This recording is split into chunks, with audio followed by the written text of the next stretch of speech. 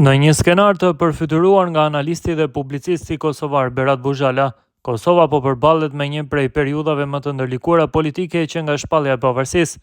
Zgjedhjet e përgjithshme të dhjetorit, sipas tij, nuk do të sjellin asgjë të re në skenën politike, pasi asnjëra prej partive nuk arrin të krijojë shumicën e qëndrueshme, ndërsa vendi mbetet i zhytur në pasigurinë institucionale që e ka kapur prej 8 muajsh.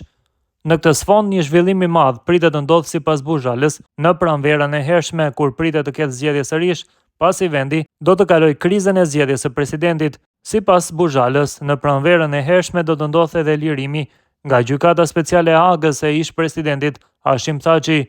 Kthimi i tij në jetën publike pas më shumë se 5 vitesh në Hagë duket se do të tërrazojë, sipas gazetarit, ujërat e politikës kosovare, ndërkohë që mandatet e institucioneve kyçe përfshirë presidencën janë në skadim dhe mungojnë numrat për zgjedhjen e udhëheqësve të rinj, kriza politike do të marrë për masa të reja në pranverë. Buzhala pretendon se qytetarët e Kosovës, të lodhur nga mosfunksionimi institucional dhe përplasjet e pafundme të elitës politike, do të fillojnë ta shohin Hashim Thaçin si figura e mundshme unifikuese.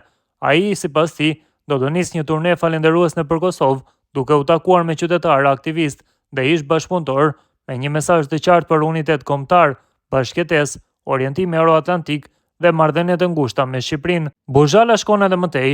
Ai flet për një udhëtim të Thaçit në Shtetet e Bashkuara, ku sipas tij do të zhvillojë takime me figura të rëndësishme politike, përfshirë zëvendës presidentin Gjidi Vance dhe personalitetet e tjera të Washingtonit, dhe kjo vizitë pritet të trondisë skenën politike të Kosovës.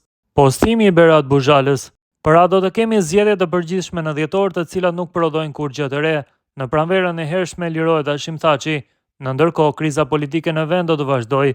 Presidentesi skadon mandati dhe nuk ekzistojnë numrat për me zgjedh as presidenten, as kryetarin e kuvendit, as kryeministrin. Qytetarët janë frustruar tej mase me këtë klasë të paaftë politike dhe syt i kthejnë nga Thaçi, i cili në ndërkohë e ka filluar turneun falendërues anë kanë Kosovës për mbështetjen që ja kanë dhënë këto 5 vjet e kusur. Mesazhet e Thaçit janë për unitet, për bashkëjetesë, për integrim në Bashkimin Evropian dhe raporte të ngushta me SBA-t, për lidhje speciale me Shqipërinë." Thaçi shkon për vizitë në Amerikë, ku takohet me Gjidi Vance dhe me figura të rëndësishme politike atje. Bëhet e qartë që zgjedhjet e treta janë zgjidhja vetme për vendin, i cili është buzum nerës. Hashim Thaçi e ka filluar dialogun e gjerë me shoqërinë civile, me ekspertët, me aktorët politik nga i gjithë spektri, për një vizion të ri, për një Kosovë të re, të qetë, pa tensione dhe pa vulgaritet. Jemi në maj, ngërçi institucional thellohet, kurse palët mezi dagordohen për zgjedhje në fillim të qershorit. Lëvizja e re politike e Thaçit, që do të quhet Kosova e shekullit të 21, arrin të fitojë mbi 50% të votave. Ky është skenari vetëm që e shpëton këtë vend.